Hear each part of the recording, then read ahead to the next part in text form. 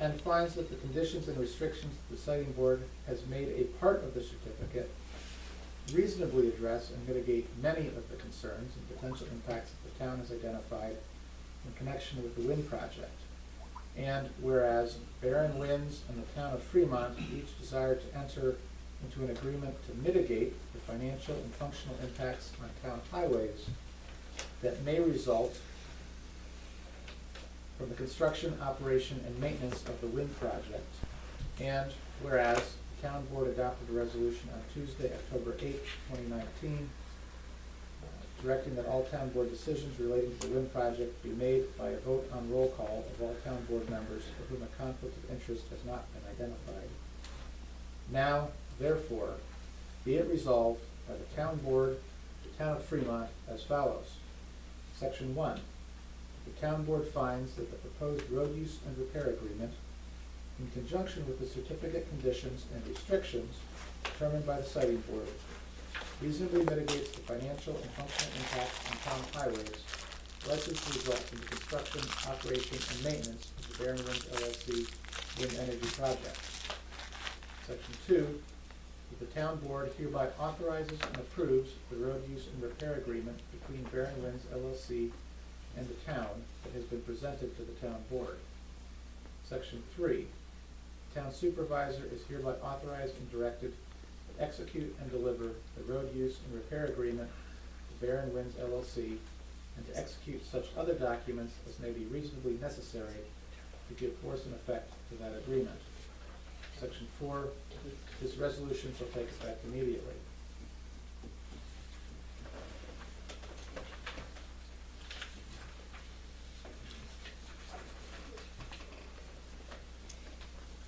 That's the resolution available for a motion to the board.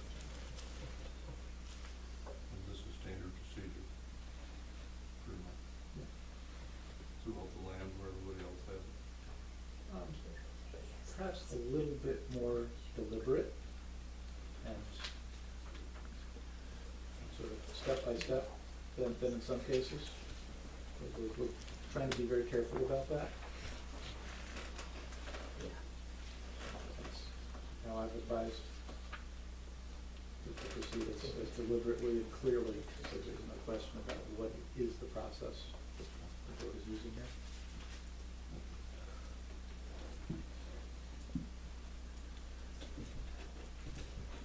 Has the town decided what they're gonna do about the plowing in the winter on these seasonal roads? We'll get to that. It's coming. Any comments? No? Make a motion. We accept this agreement. Proceeding to the highway. Roll call? Smith. Aye. Kiefer. Aye. Murray. Aye. 3 ayes, 0 nays, 0 abstains. Next up, we have the seasonal limits of highways.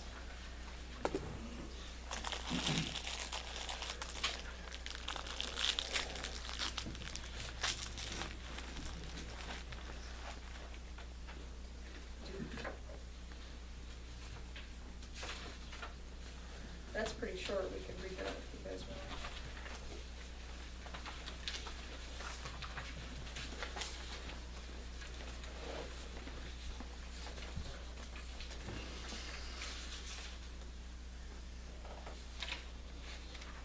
So what we talked about with the company, they're gonna do a pre-use survey. They're gonna videotape the roads in the fall. They're gonna do their plowing, and then in the spring, they're gonna go out with the town super, or the highway superintendents or the deputy and go over any repairs, and they're going to repair anything that's been damaged. It'll take place from November 1st to April 1st. The town is not liable for anyone being hurt on said roads.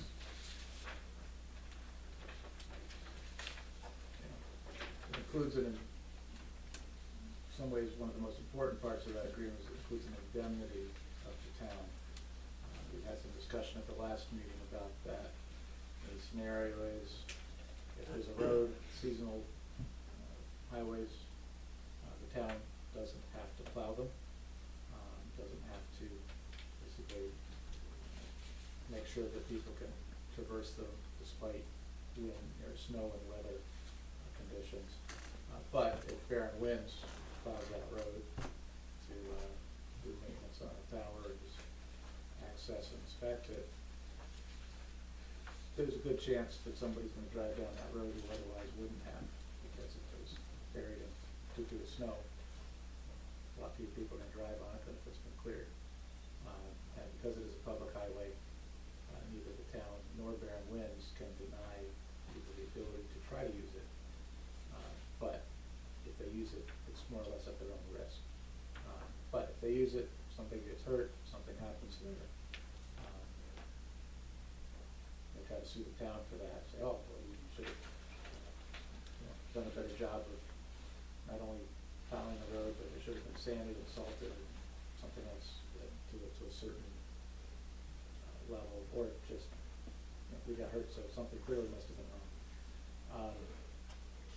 Barren Winds is required to indemnify and defend the town against any such claim. So that's the reasonable concern of the board, looking at this. If Barren Winds is clearing any road, he wants to use those roads in the winter, the town needs to be protected. So that's what this proposed agreement most particularly does. It also provides, for repair of any damage or impact to the road itself by Barren Winds use also. But part of that is videotaping. That's only a part of it. The roads should probably be cored because, according to state specifications, you can lose at least an inch of material a year. And a lot of these roads, season roads, are going back a quarter of a mile, a half a mile. And that was one of the arguments that I brought up before when they did the coring here several months ago. Then our highway department went and put, I don't know how much they put on Canfield Road, 6 inches. So their original coring is not going to be accurate, because then we went and put more material on top of it. So all those coring samples that they did on roads that we come back after the fact and put material on are not going to be accurate. Should the highway department be able to tell you how much they put on it? They should be able to, but that's what I'm saying. If they've already went and done the coring, and let's say they said, okay, there's only 3 inches of material, and we say there's 6, it's just another issue. So what I'm saying is all these core samples that they did on roads that we've come back after the fact, it seems to me they should have done the coring a little bit closer to the job, when you get ready to start the project, so you have a more accurate sample. Are you gonna do core samples again next year? Oh, for the roads? Yes. Since you're gonna be a whole Probably. year out? I mean, I think the way it would work is we're liable for what those test samples showed. So it's in our interest to do it again, because the roads are gonna be in worse condition next year than they are this year. Yeah. But you just said it, what the road was, what the test sample showed. And so if the test sample showed that there's only 3 inches of material, and we come back afterwards and put 6, your test sample's not accurate. That's the point I'm making. I guess it'd go both ways, yeah. If you guys make an improvement to the road, But the But- town really shouldn't make an improvement to the road after we do the core samples. And the town does have the ability to, yeah, we can communicate with. their sorry. survey and assessment of the road Yes. conditions is not it's not a take it or leave it. It's not just, well, here it is. The town gets to evaluate and respond to their survey and their report of the road status. So those are important concerns to identify, and those can be made both directly to the highway department and to the board when that time comes around. So yeah, the town should make sure that it's not just, well, this is what a survey said from information sometime in the past. It's, does this reflect reality going into the project? So since the highway superintendent has a conflict of interest, is it going to be the deputy that's going to be going over all the roads? You could probably almost argue the point that that's a conflict too, because he's his subordinate and he knows his boss has signed the agreement for the windmills. I mean, I'm just saying you could probably make that argument, We also have a clause in there that we can hire a private engineer. At their expense or ours? At their expense. So we have that covered also. Okay. Good questions and points, and they're not the first time strategize to follow that. Do you need to read the whole seasonal limited highway resolution? I don't need to, I can Okay, do that. I don't, I think it's pretty well. As long as the board members voting on it. Copy of that.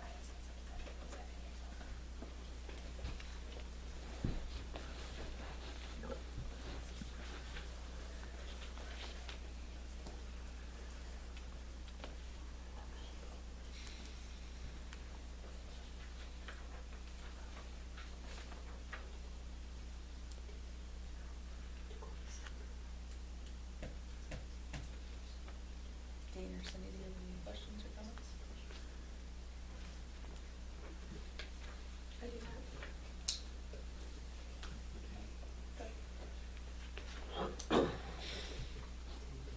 That's the motion.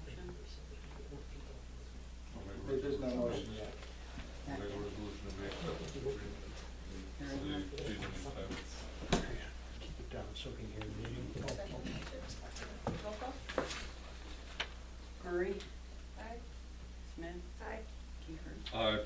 3 ayes, 0 nays, 0 abstains. And then finally is the HCA agreement. Seth, do you wanna read that one? Certainly. Resolution of the town board of the town of Fremont for approval of a host community agreement in connection with a certain wind energy project to be undertaken by Barron Winds LLC. Whereas Barron Winds LLC, Barron Winds, submitted to the New York State Board on Electric Generation Siting and the Environment, Siting Board, an application for a certificate of environmental compatibility with public need pursuant to Article 10, the certificate, to construct a wind energy facility, portions of which will be located in the town of Fremont, the wind project. And whereas the siting board issued a decision on September 12, 2019, to award a certificate to Barron Winds to construct the wind project with certain restrictions and conditions. And whereas the town of Fremont has participated in the Article 10 process relating to the wind project, and finds that the conditions and restrictions that the siting board has made a part of the certificate reasonably address and mitigate many of the concerns and potential impacts that the town has identified in connection with the wind project. And whereas Barron Winds and the town of Fremont each desire to enter into a host community agreement to mitigate the potential impacts on the town that may result from the construction, operation, and maintenance of the wind project. And whereas the town board adopted a resolution on Tuesday, October 8th, 2019, directing that all town board decisions relating to the wind project be made by a vote on roll call of all town board members for whom a conflict of interest has not been identified. Now, therefore, be it resolved by the town board of the town of Fremont as follows. Section 1, the town board finds that the proposed host community agreement, in conjunction with the certificate conditions and restrictions determined by the site board, reasonably mitigates many of the potential impacts on the town likely to result from the construction, operation, and maintenance of the Barron Winds LLC wind energy project. Section 2, the town board hereby authorizes and approves the host community agreement between Barron Winds LLC and the town that has been presented to the town board. Section 3, the town supervisor is hereby authorized and directed to execute and deliver the host community agreement and to execute such other documents as may be reasonably necessary to give force and effect to that agreement. Section 4, that this resolution shall take effect immediately. That's the proposed resolution.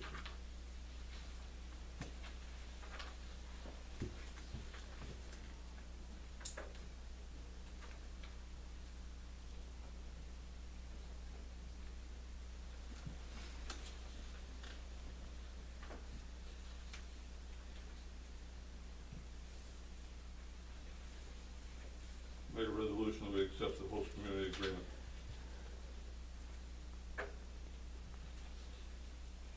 Second.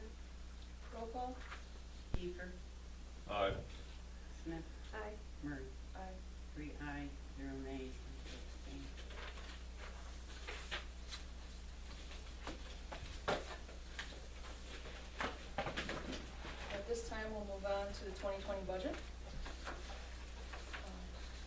Something David, you guys can go through that. Very well. Thank you for your service. Excuse us. We really have a pressing interest in the budget.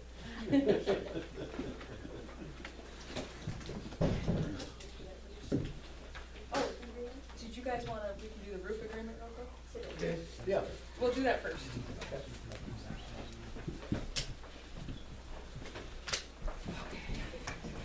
As you all know, we've had troubles with Andy Butler and the roof at the town farm. David put together an agreement, or did Richard put together? Yeah, our partner, Richard Butler, drafted that. Basically, the work Butler performed was unsatisfactory to the town. Butler has agreed to correct the unsatisfactory work. For and in consideration of mutual convenience and agreements contained herein, and for other good and valuable consideration, the parties agree as follows. Number 1, all work performed by Butler shall be in conformance with all laws and codes and must be inspected and approved by the code enforcement officer. Number 2, all work will be performed in a workmanlike manner. Number 3, Butler will remove and replace approximately, we need to figure out the square footage of roof. Number 4, the roofing material shall consist of and shall be manufactured by, I need to fill that in. Number 5, Butler shall install the roof in a manner that shall prevent leaks, and the drip edge shall be installed to direct water away from the building and protrude significantly to prevent condensation from intruding into the building. Number 6, Butler shall install the following type of roofing insulation. Number 7, Butler shall repair or replace gutters. The gutters shall be manufactured by, we can add that in, and then any other work. And then the work shall be inspected and completed no later than, we have a date. And then we get into the legal portion of that. So you do need to make sure that the specific requirements, this is sort of the intended form for an agreement and premises of the agreement. But the square footage, the materials, that is a relevant detail that needs to be nailed down. Okay. Dean, can you work on that? I think you need a code enforcement officer, Okay. You talked because about, he, there was talk about cutting that insulation. That fiberglass insulation has been wet. Cutting it loose and leaving it in there and then putting foam underneath it. we're not doing that. It isn't a good idea. That doesn't sound, I'm not an engineer, but that doesn't Yeah. sound like I mean, appropriate. that roof should come off and that insulation ought to come out of there, because it's holding the moisture in there and it's gonna deteriorate that roof in no time. It's true. We're all. And so it all's gotta come off, that roof has gotta come off completely. Be put back on. And I would wonder if the screws that they use, they better make sure they're using a good screw that's got a good waterproofing And they've thing. got They might have to satisfied use a code stitching enforcement screw officer. in place of the regular screws, because they've already screwed it once. And they ought to use maybe a stitching screw to put it back down with, something that's gonna seal that. And they had those before, just they didn't hit the purlin really. Yeah. From the observation that I did, the other thing